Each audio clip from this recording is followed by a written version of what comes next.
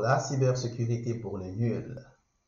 Pour mieux protéger votre système aujourd'hui ou les données dans votre système aujourd'hui, il faut avoir des mécanismes pour protéger les mots de passe, les clés, les certificats et autres.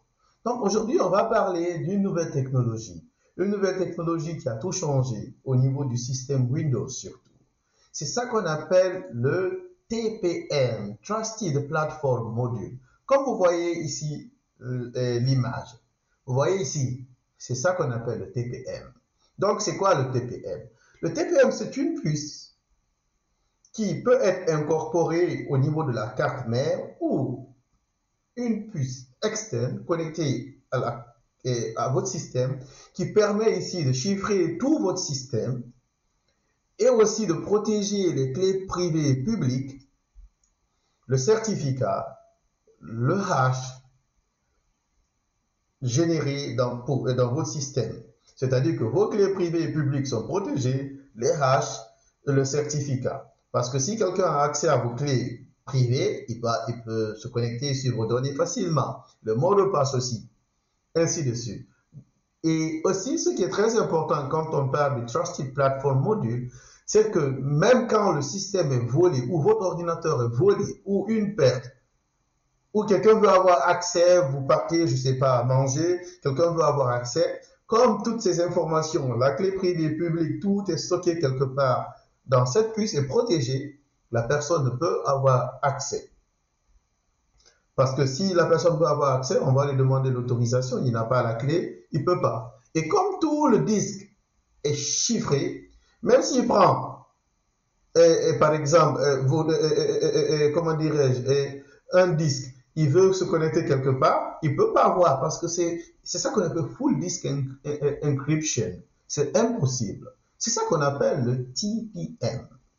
Voilà. Et le TPM est composé de deux modes. Le premier mode, c'est le mode binding. C'est-à-dire que le disque ici est, comment dirais-je, est chiffré et est connecté directement à un système. Et les données dans le disque dur peuvent être visibles, accessibles seulement si vous êtes connecté, et vous connectez le disque dur au système, parce que les deux sont liés. C'est pourquoi on dit de binding. Et cette puce qu'on appelle le TPM chip ne fonctionne. Si elle ne fonctionne pas, vous ne pourrez plus, comment dirais-je, avoir accès à ces données parce que les clés, tout est là-bas en fait. À moins qu'il y a un backup de clés quelque part. Je pense que vous avez utilisé ce qu'on appelle le BitLocker. Quand vous vous connectez sur votre système, on vous demande la clé de chiffrement. Et quand vous tapez la clé de chiffrement, vous avez accès à vos données. C'est les mêmes idées. On va parler du BitLocker bientôt aussi. Donc, c'est les mêmes idées. C'est-à-dire que si vous n'avez pas la clé pour se connecter, voilà, c'est fini. On ne peut plus avoir accès. Si vous n'avez pas fait de backup de clé, c'est compliqué. Je me rappelle avant, quand je travaillais il y a quelques années de ça, on utilisait le TPM, c'est-à-dire que quand vous tapez le mot de passe 3, 4 fois ou 5 fois, si je me rappelle bien, si ce n'est pas le bon mot de passe, c'est fini. Vous ne pouvez plus vous connecter. On vous demande maintenant la clé de chiffrement. Si vous n'avez pas la clé de chiffrement, les gens nous appelaient, comme j'étais en ce moment support IT, et on donnait la clé de chiffrement pour que la personne puisse se connecter. Mais s'il n'y avait plus de clé de chiffrement, il n'y avait pas de backup, c'est fini. C'est la clé de chiffrement qu'on appelle en anglais Recovery Agent ou Recovery Key. Voilà. Et le deuxième mode ici, c'est ce qu'on appelle sealing system, sceller l'état d'un système.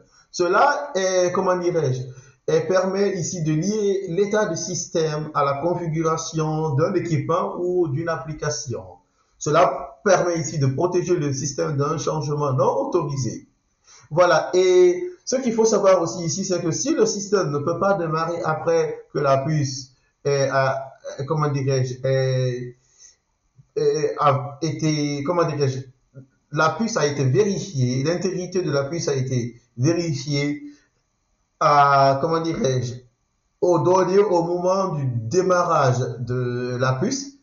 Si ce n'est pas la même chose, vous ne pouvez pas vous connecter. Qu'est-ce que je veux dire? C'est-à-dire que quand vous configurez le TPM, la première fois, quand vous utilisez ce mode, il y a le hash. Si c'est un hardware ou bien, comment dirais-je, une application, le hash est stocké dans le système. Et chaque fois que vous démarrez maintenant le système, on compare le hash qui a été stocké et le hash actuel. S'il y a une défaillance, vous ne pouvez pas vous connecter. Et ça, c'est pour que, par exemple, les malwares ou les threat actors n'arrivent pas à se connecter sur votre système. Ce qui est très, très, très bon. D'ailleurs, parce que des fois, vous pouvez cliquer sur un fichier malveillant et après, ils vont redémarrer l'ordinateur et se reconnecter.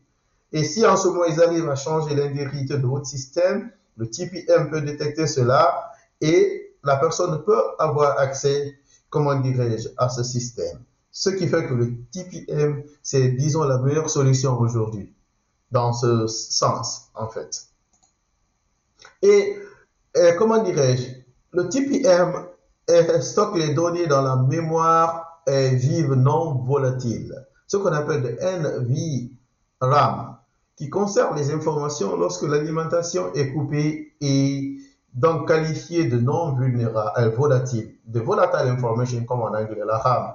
C'est quand les informations sont accessibles quand on est connecté. Et quand on n'est plus connecté, les informations ne sont plus accessibles. Et maintenant, ici, les informations sont toujours, comment dire, sur la mémoire vive non volatile. Ce qui fait que les clés, toutes ces informations-là sont stockées. Ce qui est très, très bon pour nous. Voilà. Et qu'est-ce qu'il faut savoir encore? La mémoire interne du TPM est divisée en deux segments. Il y a ce qu'on appelle la mémoire persistante ou statique, la mémoire polyvalente ou versatile dynamique, qui est composée de quoi? C'est-à-dire que la mémoire persistante ou statique est composée de deux clés. La clé qu'on appelle endorsement key et la clé qu'on appelle storage key. Storage root key. Et la mémoire polyvalente ou versatile ou dynamique est composée de trois clés présentes. C'est-à-dire, il y a ce qu'on appelle attestation identity key, platform configuration register, storage keys. C'est des choses qu'il faudra retenir surtout pour les certifications. Quand vous faites des certifications, des examens, ce sont des questions qui peuvent venir. Donc, il faudra essayer de bien comprendre ce qu'on appelle le TPM, une puce qui est stockée au niveau de la carte mère, qui vous permet ici de protéger tout le système, que ce soit votre clé, le mot de passe, le certificat. Et elle nous permet ici elle nous permet ici de chiffrer tout le système, ce qu'on appelle full disk encryption. Elle est composée de deux modes, ce qu'on appelle le binding et ce qu'on appelle le sealing system, sceller l'état d'un système. Et aussi, elle fonctionne, la mémoire interne est divisée en deux segments. La mémoire persistante et la mémoire polyvalente ou versatile. Ok, ici j'ai fait une petite erreur. Désolé, versatile.